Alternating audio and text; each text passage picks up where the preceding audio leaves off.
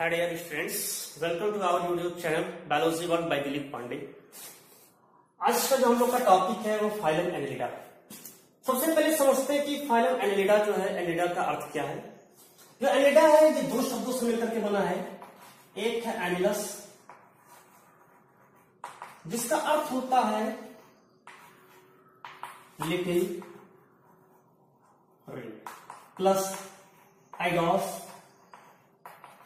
जिसका अर्थ होता है फॉर्म। मीन्स एक छोटे से रिंग के रूप में, लिटिल रिंग फॉर्म, यानी कि छोटे से रिंग, वलय, छल्ला, एक छोटे से वलय के रूप में उसका पूरा शरीर बना हुआ है, तो उसको नाम दे दिया गया एनिलिडा।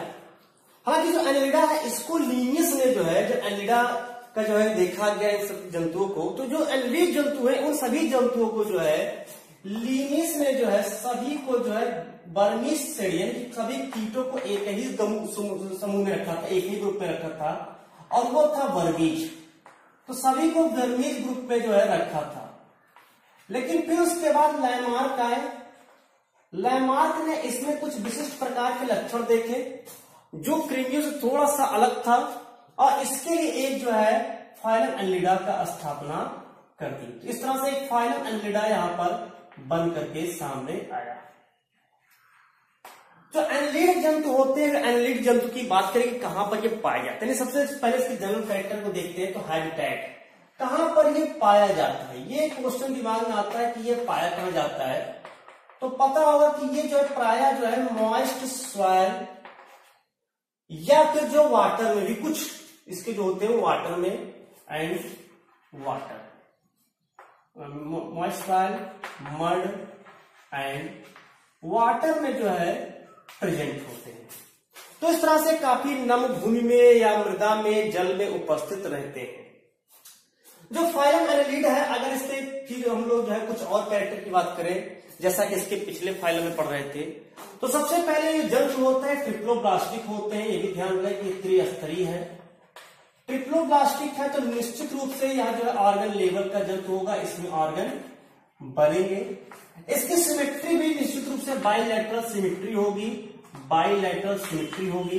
इसमें जो है अभी हम लोग चूंकि प्रोटोस्टोमी को ही पढ़ रहे हैं, तो ये भी प्रोटोस्टोमी का सदस्य होता है। यानी सबसे पहले जो कोरक रंध्र है, उन कोरक रंध्रों से मुख का विकास सबसे पहले होता है, तो प्रोटोस्टोमी होते हैं। साथ में ये यूसिलोमेट होते हैं। यूसिलोमेट ये होते हैं, ध्यान रखना। अब यहीं से स्टार्ट होता है यूसिलोमेट। अभी तक हम लोग जब पढ़े तो कहीं पर यूसिलोमेट शब्द नहीं आया था, स्यूडो आया था, एसिलोमेट आया था, स्यूडोसिलोमेट आया था, लेकिन यूसिलोमेट नहीं आया था। अब यहां से स्टार्ट होता है यूसिलोमेट। मतलब कह सकते हैं कि इसमें एक ट्रूसिलोम प्रेजेंट होता है, वास्तविक देहगुहा इसमें जो है वो प्रेजेंट होता है। वास्तविक देहगुहा या वो प्रेजेंट होता है, जो कि देहगुहा मतलब खोखला स्थान जो रहता है, जो कि घिरी होती है किससे, सराउंड्स बाय, किससे घिरी होती है, तो सराउंड्स बाय ए मीजोडर्मल, एक मीजोडर्म से उत्पन्न, मीजोडर्मल जो है surrounded by A mesodermal peritoneum epithelial, एक जो है मीजोडर्म से बना पेरिटोनियम एपिथेलियल आवरण से जो है इसकी जो सीलोम होता है, देहगुहा होता है, वो घिरा होता है। तो कौन सा एपिथेलिया है, वो पेरिटोनियम जो है उपकला से जो है, या जो पेरिटोनियम उपकला किससे विकसित हुई है, मीजोडर्मल है, यानी मीजोडर्म से व्युत्पन्न है, जो कि उस सीलोम के चारों ओर जो है उपस्थित होती, सीलोम को चारों ओर से घेरती है। अर्थात ये जो जंतु होते हैं ये यूसिलोमेट होते हैं। इसके अलावा ये सेगमेंटेड होते हैं। इसके अलावा इसकी जो बॉडी होती है वो बॉडी सेगमेंटेड होती है। तो सेगमेंटेड हो रहे हैं, उसको काटने के लिए कोई चाहिए, तो किससे सेगमेंट होती है, तो ये जो होते हैं एक इंट्रा सेगमेंटल सेप्टा के द्वारा या इंटर सेगमेंटल सेप्टा के द्वारा सभी सेगमेंट इसके जो है पृथक होते हैं। तो किसके द्वारा सेगमेंट होते हैं, बाय इंटरसेप्टम, तो इंटरसेगमेंटल सेप्टा के द्वारा जो है इसका पूरा शरीर जो है कई समखंडीय जो है खंडों में बटा होता है। तो उसके लिए इसमें जो बॉडी होती है वो कई खंडों में दिखाई पड़ती है, सेगमेंटेड होता है। इसी सेगमेंटेड के कारण ही इसको लिटिल रिंग के जो है उसमें रखा गया कि इसकी शरीर होती है उस पर छोटे छोटे रिंग जो है प्रेजेंट होते हैं, छोटे छोटे छल्लेदार वलय यहाँ पर उपस्थित होते हैं। तो इसका जो शरीर होता है वो शरीर सेगमेंटेड होता है। अगर इसमें हम लोग पर एक बात करें एलिमेंट्री कैनाल की, तो यानी डाइजेस्टिव सिस्टम, तो डाइजेस्टिव सिस्टम वेल डेवलप्ड होता है, यानी इसमें एलिमेंट्री कैनाल प्रेजेंट होता है। और ये एलिमेंट्री कैनाल जो होता है ये माउथ टू एनस यानी मुख से लेकर के एनस तक फैली एक सीधी सी लंबी सी जो है नलिका होती है। एक जो लंबी नलिका जो है जो मुख से लेकर के उसके पश्चात एनस तक जो है फैली हुई होती है।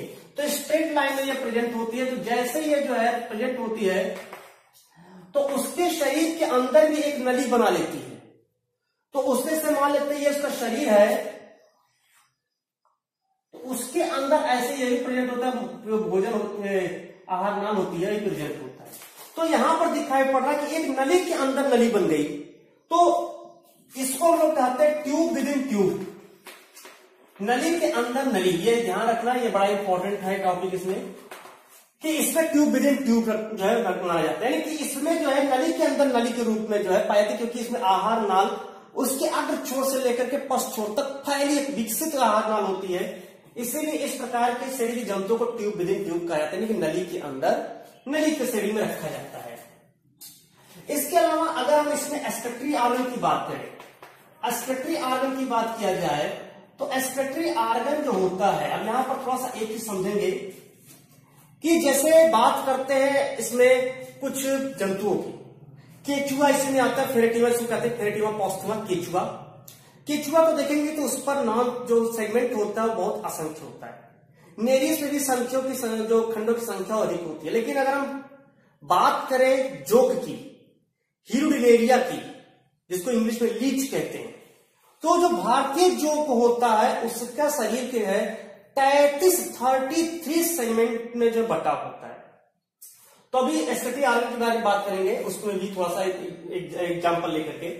एक्सक्रीटरी ऑर्गन जो होता है इसमें नेफ्रीडिया होता है, नेफ्रीडिया होता है जो कि नेफ्रीडियोपोर में खुलता है, नेफ्रीडियोपोर में खुलता है। ठीक है, अभी हम लोग इसके बारे में बात करेंगे जब लोग हीरुडिनेरिया को भी थोड़ा सा पढ़ेंगे, थोड़ा सा इसके बारे में जानेंगे। तो इसमें एक्सक्रीटरी ऑर्गन में डेवलप होता है, जोड़े में उपस्थित होता है, जोड़े में नेफ्रीडिया प्रेजेंट होता है, पेयर में पाए जाते हैं। अगर इसके रिस्पायरेशन की बात करें तो रिस्पायरेशन जो होता है इसमें रिस्पायरेशन उसकी नम त्वचा होती है, जो मॉइस्ट स्किन होती है उसके द्वारा करता है, या फिर इसमें भी कुछ जंतुओं में गिल्स प्रेजेंट होता है तो उस गिल्स के द्वारा जो है ये अपना रिस्पायरेशन करता है, रिस्पायरेटरी सिस्टम उसमें जो है प्रेजेंट होता है। इसके अलावा अगर हम बात करें अब मोस्ट इंपॉर्टेंट सर्कुलेटरी सिस्टम की, सर्कुलेटरी सिस्टम की अगर बात करें तो यही एक अपवाद यहां पर देखने को मिलेगा। सर्कुलेटरी सिस्टम जो है इसका सबसे इंपॉर्टेंट टॉपिक माना जाता है। क्यों माना जाता है? क्योंकि यही एक अपवाद है नॉन कार्डेट का, हम लोग नॉन कार्डेट पढ़ रहे हैं, यही एक अपवाद इसका आता है नॉन कार्डेट का, एनेलिडा एक अपवाद है जिसमें सर्कुलेटरी सिस्टम जो होता है वो क्लोज्ड सर्कुलेटरी सिस्टम पाया जाता है। द मोस्ट इंपॉर्टेंट टॉपिक, क्यों? क्योंकि नॉन कार्डेट्स में ओपन सर्कुलेटरी सिस्टम पाया जाता है, लेकिन एनेलिडा में क्लोज सर्कुलेटरी सिस्टम प्रेजेंट होता है।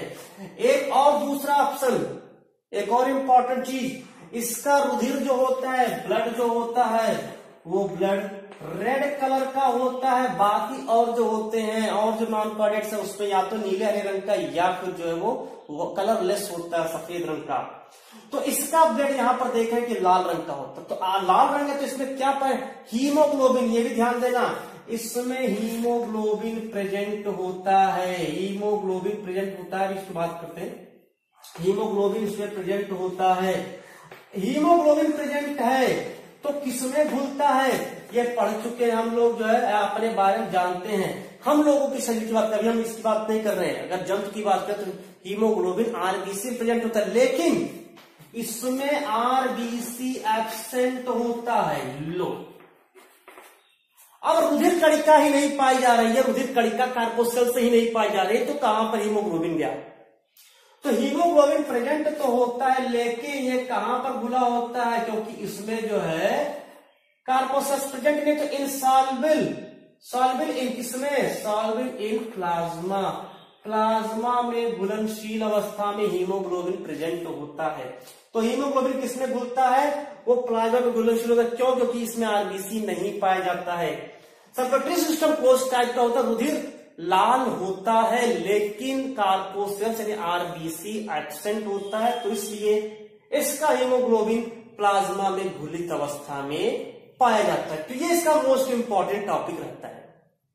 इसके अलावा अगर हम बात करें इसके जो है तंत्रिका तंत्र यानी नर्वस सिस्टम की बात करें, नर्वस सिस्टम की बात करें तो इसका जो एंटीरियर पोर्शन होता है, एंटीरियर जो पार्ट होता है, इसी एंटीरियर पार्ट पर एक जो है नर्व रिंग प्रेजेंट होता है, एक जो है नर्व रिंग पाया जाता है, और इस नर्व रिंग से जो है दोहरी नर्व कार्ड निकलती है, पूरे शरीर फैलती है, नर्व कार्ड निकलती है। कैसी होती है? ये पेयर में होती है, और फिर इससे जो है बहुत सारे जो है यहाँ पर जो है यहाँ पर नर्व जो सेगमेंटल न्यूरॉन्स होते हैं वो यहां से जो है निकल करके यानी न्यूरोग्लिया जिसको कहेंगे वो यहां से निकल करके पूरे शरीर में फैला होता है। तो यहां से न्यूरो सेगमेंट जो है निकल करके पूरे शरीर में फैला होता है, तो इसमें नर्वस सिस्टम भी कुछ न कुछ जो है डेवलप यहाँ पर होता है, यानी कि जो इसके पिछले संग हम लोग पढ़े थे उससे ज्यादा डेवलप यहाँ पर जो नर्वस सिस्टम होता है। तो ये इसकी बात थी। अगर हम इसके क्लासिफिकेशन की बात करें या इसके पे थोड़ा सा एक और देख लेते हैं, लार्वल स्टेज। देखिए इसमें अगर लार्वल स्टेज की बात करें तो लार्वल स्टेज नहीं पाया जाता है, ठीक है, लार्वल स्टेज नहीं पाता, लेकिन एब्सेंट तो होता है, लेकिन ऐसा नहीं सब में, लेकिन कुछ में जो अपवाद स्वरूप ट्रोकोफोर लार्वल स्टेज प्रेजेंट होता है, ट्रोकोफोर लार्वल स्टेज पाया जाता है। किसमें पाया जाता है वो हम लोग पढ़ेंगे क्लासिफिकेशन में। तो अब स्टार्ट करते हैं इसका क्लासिफिकेशन। अब स्टार्ट होता है इसका क्लासिफिकेशन। देखिए कि और ध्यान देना कि जैसे अभी थोड़े क्लासिफिकेशन पढ़ाएंगे उसमें कुछ चीजों को ध्यान देना है। जैसे क्लासिफिकेशन की बात करें तो इसमें भी जो है जो फाइलम है इस फाइलम को 3 क्लास में डिवाइड किया गया है, ठीक है, 3 क्लास में डिवाइड किया गया। पहला क्लास है पॉलीचीटा। पॉलीचीटा जो होता है इसको पहला क्लास माना गया। इस पॉलीचीटा में इसलिए नाम रखा गया क्योंकि इसमें सीटी पाए जाते हैं। चलने के लिए, रेंगने के लिए जो है, या वो सुरंग खोदने के लिए कहते हैं, बिल खोदने के लिए जो है अपने लिए बिल बनाने के इसके अंदर वो प्रवेश कर सके, तो इसमें जो पॉलीचीटा वाले होते हैं इसमें सीटी प्रेजेंट होते हैं, सीटी प्रेजेंट होता है। जो सीटी होता है, अगर सीटी की बात किया जाए तो ये जो होता है क्यूटिकल का बना होता है, जो उसका उपचर्म होता है, शरीर की त्वचा होती है, उस त्वचा में जो क्यूटिकल होता है उसी क्यूटिकल से बना हुआ इसमें सीटी होता है। ये सीटी जो होता है एक सेंसरी आर्गन के रूप में भी कार्य करता है, तो ये सीटी यहाँ पर प्रेजेंट होता है, या पैर के रूप में भी कार्य करता है, सीटी से पाया जाता है। जो पॉलीचीटा होते हैं इसी में लार्वल स्टेज पाया जाता है, इसी में जो है ट्रोकोफोर लार्वल स्टेज प्रेजेंट होता है। ट्रोकोफोर लार्वल स्टेज इसमें प्रेजेंट होता है। तो इसके एग्जाम्पल कौन से? तो इसमें रखा गया है, इसमें जो है नेरिस, नाम सुने होंगे, नेरिस जो होता है वो पॉलीचीटा में आता है। दूसरे क्लास की बात करें तो दूसरा क्लास है ऑलिगोकीटा। ऑलिगोकीटा, ऑलिगोकीटा जो होता है ये रेंग थोड़ा सा जो है अपने बॉडी को स्ट्रेच करके चलते हैं, मतलब बॉडी में जो है सेगमेंट जो होता है उस सेगमेंट में कुछ इस तरह से ज्वाइंट होते हैं कि वो जो है चलते हुए जो है थोड़ा सा उसके बॉडी आगे पीछे होती रहती है। तो ये ऑलिगोकीटा, इसमें लार्वल स्टेज नहीं पाई जाती, कोई भी लार्वल स्टेज में जो है शिशु प्रावस्था नहीं होती है। तो इसमें एग्जाम्पल क्या है? तो इसमें एग्जाम्पल होता है फेरेटिमा। फेरेटिमा का मतलब है केचुआ। तो केचुआ को देखते हैं तो केचुआ जो होता है वो ऑलिगोकीटा में रखा गया है। तीसरा जो क्लास होता है मोस्ट इंपोर्टेंट, इसको थोड़ा सा पढ़ेंगे, ये हीरोडीनिया है। हीरोडीनिया, जो हीरोडीनिया होता है इसमें लार्वल स्टेज नहीं पाया जाता, लार्वल स्टेज नहीं पाया जाता है, एब्सेंट होता है। इसके एग्जाम्पल को देख ले अच्छे से तो ज्यादा समझ में आ जाएगा। इसका एक एग्जाम्पल दे देते हैं, इसको कहते हैं हीरोडिनेरिया। इसमें एग्जाम्पल पढ़ेंगे हीरोडिनेरिया। हीरोडिनेरिया मतलब जिसको हम लोग कहते हैं इंडियन लीच, यानी कि जोंक, नाम सुने होंगे। जब पकड़ लेता है शक्कर से अपने चूस लेता है ना, तब ये छोड़ता नहीं, तो शक्कर से प्रेजेंट होता है। इसमें मोस्ट इंपॉर्टेंट टॉपिक है हीरोडिनिया में कि एक तो इसके क्यों नाम इसका रखा गया क्लास हीरोडिनेरिया। हमने कहा कि ये बड़ा इंपॉर्टेंट है, इसलिए नाम रखा गया क्योंकि इसके जो ब्लड है, यानी इसके जो फ्लूइड है, बॉडी फ्लूइड है, जिसको ब्लड कहते हैं, उस बॉडी फ्लूइड में एक हीरोडिन नामक पदार्थ पाया जाता है। हीरोडिन, ये हीरोडिन पदार्थ करता क्या, जब ये और इसके जो शक्कर होते हैं तो एंटीरियर और पोस्टीरियर दोनों रीजन पर शक्कर होते हैं, यानी कि इसका जो शक्कर होते हैं चूषक, तो चूषक जो होता है एंटीरियर एंड पोस्टीरियर दो होते हैं, एंटीरियर भी होता है एंड पोस्टीरियर शक्कर भी प्रेजेंट होते हैं। तो जब जाकर के किसी जंतु के शरीर से चिपकता है तो ये हीरोडिन नामक जो प्रोटीन पदार्थ है वो ब्लड में छोड़ता रहता है, इसके कारण ब्लड जो होता है वो जमने नहीं पाता और आसानी से ये जो शक करता रहता है, ब्लड जमता नहीं और ये आसानी से शक करता रहता है। तो इस तरह से जो शक्कर पाते हैं वो एंटीरियर रीजन में भी होता है और पोस्टीरियर रीजन में भी शक्कर होता है। एंटीरियर रीजन में जो शक्कर होता है वो त्रिभुजाकार आकृति का होता है, ध्यान रहे, और जो पोस्टीरियर रीजन में शक्कर होता है थोड़ा सा राउंड यानी स्फेरिकल शेप में होता है। हीरोडिनेरिया की बात करें, अगर एस्किनेरिज और क्रेडिमा की बात करें तो इनमें जो सेगमेंट की संख्या होती है वो इनफाइनाइट होती है, गिनती नहीं है, 200 उससे भी ऊपर हो सकती है, 200 से 400 तक जो है सेगमेंट की संख्या होती है। लेकिन हीरोडिनेरिया जो होता है, लीच जो होता है, इसके जो बॉडी सेगमेंट की संख्या होती है, इसमें जो बॉडी सेगमेंट होता है, इसमें अगर एक वयस्क है तो 33 जो है समखंडीय कक्षों में बटा होता है, 33 सेगमेंट से बटा होता है। इसमें से 6वें से लेकर के 22वें तक, जो 6 से लेकर के 22 सेगमेंट तक की बात करें, इसी 6वें से 22वें सेगमेंट तक जो है एक एक जोड़ी, सही में एक एक जोड़ी जो है यहां पर नेफ्रिडियोपोर पाया जाता है, नेफ्रिडियोपोर पाया जाता है, नेफ्रिडियोपोर। नेफ्रिडियोपोर होता है ये पेयर में पाया जाता है, यानी कि प्रत्येक खंड में एक एक जोड़ी जो है नेफ्रिडियोपोर पाया, इसको नेफ्रीडिया कहते हैं, उत्सर्जी अंग होता है।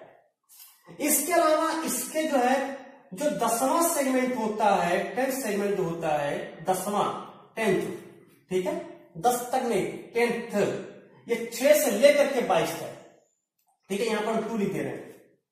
ये 10th सेगमेंट जो होता है, इसी 10th सेगमेंट पर मेल जेनाइटल ऑर्गन पाया जाता है, मेल जेनाइटल ऑर्गन पाया जाता है। इसके 11th सेगमेंट की बात करें तो 11th सेगमेंट पर जो है फीमेल जेनाइटल ऑर्गन पाया जाता है, फीमेल जेनाइटल ऑर्गन पाया जाता है। इसके अलावा इसके 12 से लेकर के इसके 22वें सेगमेंट तक, 22 सेगमेंट तक बात करें तो इस पर जो है टेस्टिस सैक, एक एक जोड़ी टेस्टिस सैक प्रेजेंट होता है, टेस्टिस सैक। अब एक एक जोड़ी टेस्टिस सैक, इसका मतलब कुल जो है 11 पेयर टेस्टिस सैक इस पर जो है पाया जाता है। इसके अलावा जो 11वां सेगमेंट है, जैसे यहां पर लिखे 11th सेगमेंट, इसी 11th सेगमेंट पर जो है ओविसेक्स पाया जाता है, ओविसेक्स, जैसे टेस्टिस सैक मेल में और इसमें फीमेल। चूंकि यहां पर ये जो है हर्माफ्रोडाइट नेचर का होता है, मतलब उभयलिंगी होता है, मेल एंड फीमेल एक साथ होते हैं, इसीलिए इसमें जो है 12वें से 22वें खंड तक टेस्टिस सैक 11 जोड़ी टेस्टिस सैक पाता है और 11वें जो सेगमेंट है उस पर एक जोड़ी ओविसेक्स, 1 पेयर ओविसेक्स पाया जाता है। तो ये इसके कुछ इंपॉर्टेंट कैरेक्टर होते हैं हीरोडिनेरिया का। ये जो लीच है, इंडियन लीच है, खंड सारे सही खंड की बात करें तो 33 है और बाकी जंतुओं में खंडों की संख्या असीमित है। 6वें से 22वें खंड तक नेफ्रिडियोफोर जो यहाँ पर प्रेजेंट होता है। इसके अलावा इसमें अगर डाइजेस्टिव सिस्टम की बात करें तो 10 जोड़ी तक जो डाइजेस्टिव सिस्टम होता है वो 10 जोड़ी तक डाइजेस्टिव सिस्टम इसमें जो है पाया जाता है, असोफाइगस सिस्टम के सब लेकर के। तो इसके अलावा जो है 12वें से 22वें जो जोड़ी है सेगमेंट है उस पर टेस्टिस सैक प्रेजेंट होता है। जो टेस्टिस सैक होता है उसके वेंट्रल रीजन पाया जाता है और जो जेनाइटल ऑर्गन है ये एकदम इसके मिड वेंट्रल पर रहता है, दोनों मिड वेंट्रल पोजीशन पर प्रेजेंट होता है। टेस्टिस सैक वेंट्रल जोड़ी पर और किनारे किनारे पर होंगे, इसे मान लेते ही है वेंट्रल जोड़ी, ये खंड है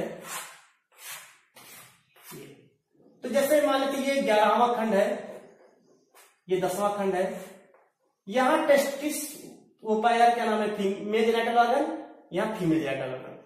और इसके अलावा जो है इस तरह से एक एक जोड़ी टेस्टिस सैक सभी खंडों पर प्रेजेंट होंगे इस तरह से। कहां तक, 12वें से लेकर वो 12वें से लेकर के 22वें, यानी यहाँ ये 11 है, इसके बाद से 12वें से लेकर के आगे, ठीक है, इस तरह से 22वें तक जो है टेस्टिस सैक प्रेजेंट होगा। तो ये था पूरा एनेलिडा। एनेलिडा मतलब एक लिटिल रिंग, छोटा सा छल्लेदार छोटा शरीर पाया जाए, उससे एनेलिडा के जो है नाम से। तो मोस्ट इंपॉर्टेंट इसमें जो है बताया आपका circulatory system the most important topic रहता है। तो आई होप समझ में आया होगा। मिलते हैं इसके बाद जो है कुछ इसके अगले वाले टॉपिक पर, तब तक के लिए धन्यवाद।